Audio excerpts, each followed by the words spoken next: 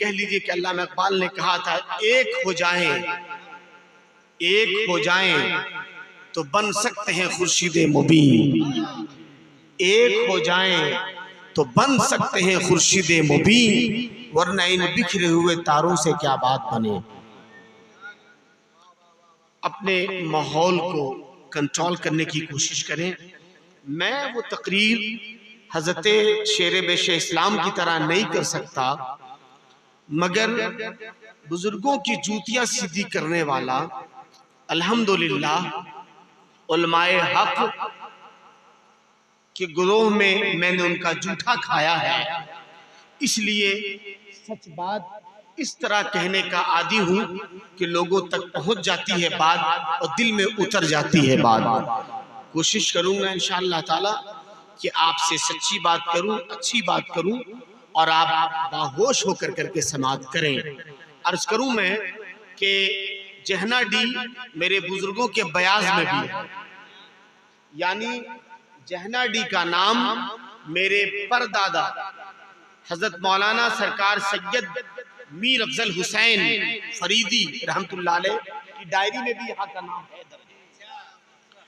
آج سے تقریباً 110 سال پہلے یا 100 سال پہلے جو اس دیوان کے مصنف ہیں، جو میں نے حضرت قاری محبوب فیضی صاحب کو، اسلم بھائی کو اور حضرت قاری ظفر صاحب کو دیا ہے، میرے پاس اور ہوتا ہے اور ہے تو میں اپنے مقصود بھائی کو بھی دوں گا انشاءاللہ تعالیٰ، آپ تصدقی بھائی کو بھی دوں گا انشاءاللہ تعالیٰ۔ تو یہاں کا نام میرے پردادا نے اپنی ڈائری میں لکھ رکھا ہے، یعنی یہاں آپ کے بھی کئی مریدان تھے، پھر آپ نے آخر وقت میں خط لکھا حضرت سرکار شاہ ظہیر الدین رحمت اللہ علیہ کے نام ساسارام، چونکہ آپ پیر بھائی بھی تھے اور پیرزادہ بھی تھے۔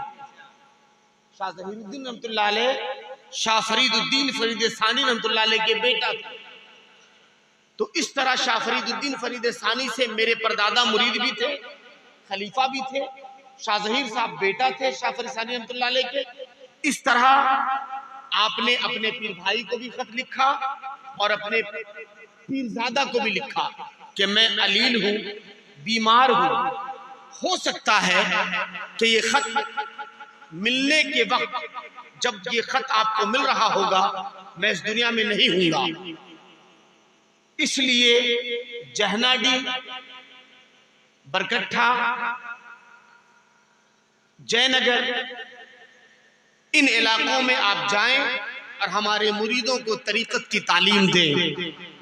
تو اس طرح اپنے پیر بھائی اور اپنے والد کے خلیفہ کی بات مانتے ہوئے حضرت سرکار شاہ ظہیر الدین رحمت اللہ تعالیٰ علیہ جہنا ڈی تشریف لائے، پھر ان کے بعد ان کے بیٹا میرے دادا پیر حضرت سرکار شاہ احتشام الدین فریدی تشریف لائے، اور اس طرح ایک سلسلہ یہاں جاری ہے۔ تو جہنا ڈی ایک بہت بابرکت جگہ ہے جہاں بڑے بڑے بزرگوں نے قدم رکھا ہے، یہاں اشرفی دولہا بھی تشریف لایا ہے، یہاں بریلی کا تاجدار بھی آیا ہے، یہاں ساسارام کا شہزادہ بھی آیا ہے، یہاں کچھوچا کا بلڈ بھی آیا ہے، اور یہاں شیرپور کی دعا بھی ساتھ آئی ہے۔ اس طرح مائک کو پلیز ایکو کم سادہ رکھو نا۔ تو اس طرح ہمارے بزرگوں نے الحمدللہ ایک دم بہت اچھا ہے، آپ میری آواز صاف صاف سے ہے نا؟ تو الحمدللہ اہل سنت والجماعت کے بزرگوں نے، اولیاء کاملین نے جہنا ڈی کو فیض بخشا ہے، اس لیے یہاں کی تربیت میں ایک رنگ نہیں انیک رنگ ہے۔ یہاں کا رنگ چوکھا ہونا چاہیے، یہاں کا رنگ نرالا ہونا چاہیے، یہاں کی سوچ بہرحال تمام بزرگان دین اور اہل سلف، اہل خانقاہ کی تہذیب و تمدن کا وہ گہوارہ ہونا چاہیے جو تعلیم آپ کے بزرگوں نے دیا ہے۔ یاد رکھیں خانقاہوں کی پہلی تعلیم کیا ہے؟ خانقاہیں پہلے ادب سکھاتی ہیں. کسی بھی خانقاہ کا پروڈکٹ ہو، کسی بھی خانقاہ کا مرید ہو، اس خانقاہ کی پہلی تعلیم ایوری بڈی، کسی بھی خانقاہ کو آپ لے لیں، تمام اہل سنت والجماعت کی خانقاہ کا جو مطمع نظر ہے، جو پہلی سیڑھی ہے، جو بنیاد ہے، وہ ادب ہے. ادب نہیں تو پھر وہ مرید کتنوں بڑا قابل ہو جائے، وہ مرید کتنوں بڑا عالم ہو جائے، وہ مرید کتنوں بڑا روپیہ والا ہو جائے، وہ کامیاب نہیں ہو سکتا، اس لیے کہ اس کے پاس ادب نہیں ہے. یاد رکھیں آپ، بزرگوں نے ادب کا ساتھی بنایا ہے. ہر حال میں، کسی بھی حال اور کسی بھی عمر میں، ناٹ فور کہ بچہ کوئی مرید ہوا تو آج، مرید ہوا تو کل نہیں، جب سے وہ مکتب عشق میں آیا ہو، یعنی خانقاہ کے دروازے پر جو آیا، وہ جب سے آیا ہے، قبر کی گود میں جانے سے پہلے پہلے تک وہ ادب کا ہی متعلم رہے گا، وہ ادب کا ہی متعلم رہے گا، وہ ادب کا ہی اسٹوڈنٹ رہے گا. اس کو ہر حال میں یہ خیال رکھنا ہوگا کہ کوئی بھی پہلو ادب کا ہم سے چھوٹنے نہ پائے. یہ پہلی سیڑھی ہے. اب ایک بات اور یاد رکھیں آپ کہ بزرگان دین نے اتمام حجت کے لیے بہت سارے ایسے مواقع پر اپنے دشمنوں کو بھی دعائیں دی ہیں. یہ بھی خانقاہ کا تر امتیاز ہے.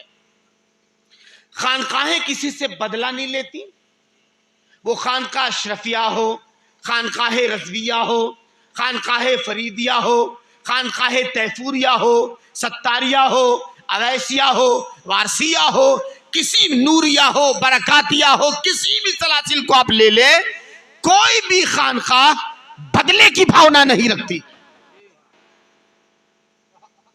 کوئی بھی خانقاہ بدلے کی بھاونا نہیں رکھتی. ہاں، خانقاہوں کا ایک فنڈا یہ ہے کہ اگر آپ نے مجھے مارا معاف ہے، ہمیں گالی دیا معافی ہے، ہمیں آپ نے دشمندری کی معافی ہے، میرا نقصان کیا معافی ہے، اسلام کا نقصان کیجئے گا معاف نہیں ہوگا، دین کا نقصان کیجئے گا معاف نہیں ہوگا، قرآن کا نقصان کیجئے گا معاف نہیں ہوگا، سلف صالحین کے تذکرے کے خلاف آپ جائیے گا معافی نہیں ملے گی. اس لیے کہ ان بزرگوں نے اپنی جان کی بازی لگا کر، گھر بار چھوڑ کر چہنا ڈی کو باکمال جگہ بنایا. اس کو ذہن میں آپ رکھیں گے، یہاں بدلہ نہیں ہے. مگر دین کے تعلق سے ایک بات ذہن میں رکھیں، حضرت مولا کائنات علی المرتضی کرم اللہ وجہہ کریم کی ذات گرامی ہے. آپ نے غالباً اس کو اردو کی دوسری یا تیسری میں پڑھا ہوگا، بچوں سے سنا ہوگا. زباں زد ہے یہ. حضرت علی آرام کر رہے ہیں، ایک کافر آیا اور آ کر اس نے حضرت علی کو چیلنج کیا، اٹھو. علی اٹھے. اب وہ کہتا ہے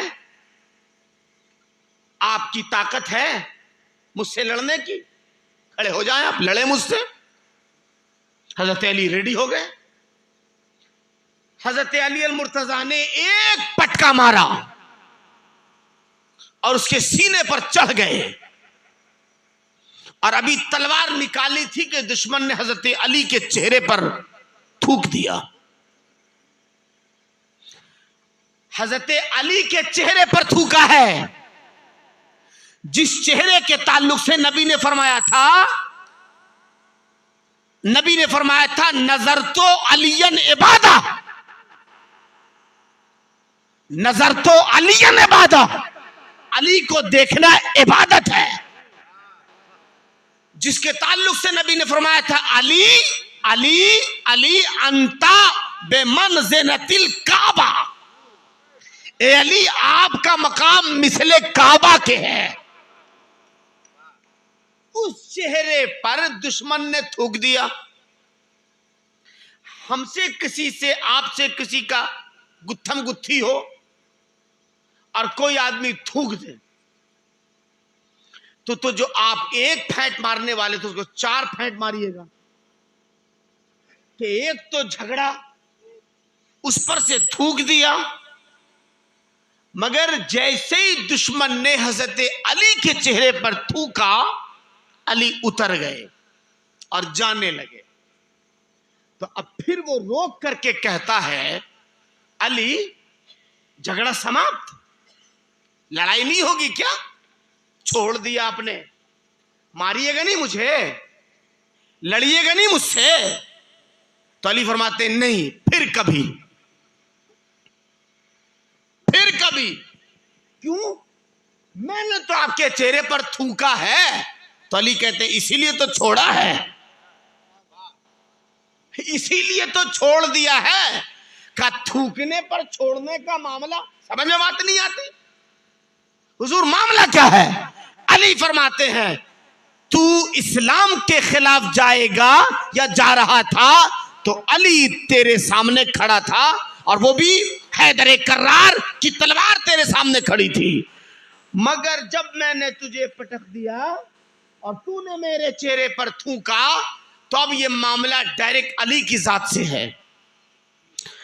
علی اپنے دشمن کو معاف کرتا ہے مگر نبی کے دشمن کو معاف نہیں کرے گا.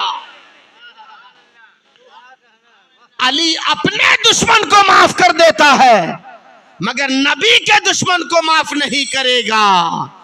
یہ خانقاہیں ایسے ہی ماحول پر اپنی تعلیم دیتی ہے خانقاہ کہ یاد رکھیے اپنے دشمن کو معاف کرو مگر نبی اور اسلام کے دشمن کے تعلق سے نو معافی جب تک کہ وہ توبہ نہ کر لے. ہاں ایسا بھی نہیں کہ میں یہ کہہ رہا ہوں کہ نو معافی کے معنی یہ نہیں ہے کہ آپ اس سے جھگڑا کیجئے، اس کو ماریے، اس کو پٹک پٹک کے ماریے. نہیں، معاملہ یہ نہیں ہے. معاملہ یہ ہے کہ ان سے مکالمہ ہوگا، باتیں ہوں گی، علم رکھا جائے گا، سمجھنے کی سمجھانے کی کوشش کی جائے گی. ہم ان سے حجت نہیں کریں گے، تعلیم کی باتیں کی جائیں گی کہ آپ جو کر رہے ہیں وہ غلط ہے، آپ جو بول رہے ہیں وہ غلط ہے. ساتھیوں خانقاہ اسی معاملات پر عمل کرتی. میں پہلے عرض کر دوں میرا تعلق پیور خانقاہیزم سے ہے، میرا تعلق پیور خانقاہیزم سے ہے. اب ایک بڑی پتے کی بات عرض کر رہا ہوں. حضرت محبوب فیضی صاحب، ظفر بھائی قبلہ، اسلم فیضی صاحب، مقصود فیضی صاحب، بہت پیاری بات میں اپنے بزرگوں کے بیات سے اٹھا کر کے لا رہا ہوں. ابھی بات یاد آئی، ذہن میں رکھتا ہوں، آپ کے سامنے عرض کر رہا ہوں، آپ اس کو ذہن کے گوشے میں جگہ دیجئے گا. سن لیجئے. اللہ تعالی جب کوئی بھی اپنا قدرت کا کرشمہ دکھانا چاہتا ہے تو وہ بہانا چاہتا ہے. بارش کے لیے برسات بہانا ہے، صحیح ہے. گرمی کے لیے جیٹھ بہانا ہے نا، بیساکھ بہانا ہے، موسم بہانا ہے. سردی جاڑا لگنے کے لیے سردی کا موسم بہانا ہے، صحیح ہے. آپ بھی اس کو مانتے ہیں صاحب جی، ہے نا. اسی طرح موت بہانے نہیں کہتے. ہمارے دیہاتوں میں مثال ہے کہ ہلے روزی بہانے موت، ہلے روزی بہانے موت، ہے نا. تو یہ کہیں نہ کہیں ایک طرح کا بہانہ، ایک ہلا، کچھ نہ کچھ وجہ ہوگی تبھی کوئی کام ہوتا ہے. کبھی آپ نے سوچا کہ کوئی گمراہ کیوں ہو جاتا ہے، کوئی گستاخ کیوں ہو جاتا ہے، کوئی مرتد کیوں ہو جاتا ہے، اور کیوں ہوتا ہے؟ توجہ. اس بابت سے حضرت شیخ شرف الدین احمد یحییٰ منیری کا کوٹ پیش کر رہا ہوں آپ کے سامنے. میں فیض صاحب قبلہ حضرت مخدوم شرف الدین یحییٰ منیری کی ایک کتاب ہے مخ المعانی. مخ المعانی میں حضرت مخدوم نے اس کو درج کیا ہے کہ بہانہ، اگر رب کی مشیت کو یہ گوارا ہو کہ فلاں شخص گمراہ ہو جائے، فلاں محلے کا، فلاں گاؤں کا، فلانے کا بیٹا گمراہ ہو جائے، یہ مشیت کو اگر گوارا ہو گئی، اس کی مرضی اگر ہو گئی کہ فلاں شخص گمراہ ہو جائے،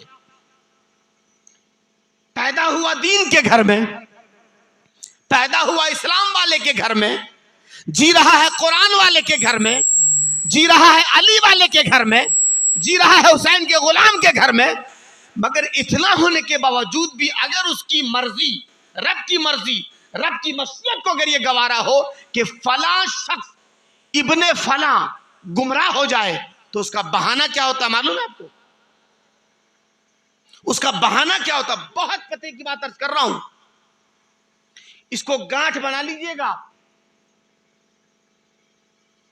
بہانہ، بہانہ اگر مشیت کو یہ گوارا ہو کہ فلانے کا بیٹا چہ جائے کہ عبد الرحمن علوی بھی ہے، حسینی بھی ہے، حسنی بھی ہے، اشرفی بھی ہے، برکاتی بھی ہے، فریدی بھی ہے، افضلی بھی ہے، اتنا ہونے کے باوجود ان کے گھر والا ان کا بیٹا کیسے گمراہ ہو جائے گا؟ وہ کیسے گڑبڑا جائے؟ مخدوم شرف الدین یحییٰ منیری نے صاف صاف لکھا ہے کہ اگر رب کی مرضی ہوتی ہے کہ فلاں شخص گمراہ ہو جائے، جس کے گھر میں دین بھی رہا ہو، قرآن بھی رہا ہو، فاتحہ درود و نیاز بھی رہا ہو، تو اللہ اپنے مخصوص بندوں کا گستاخ بنا دیتا ہے۔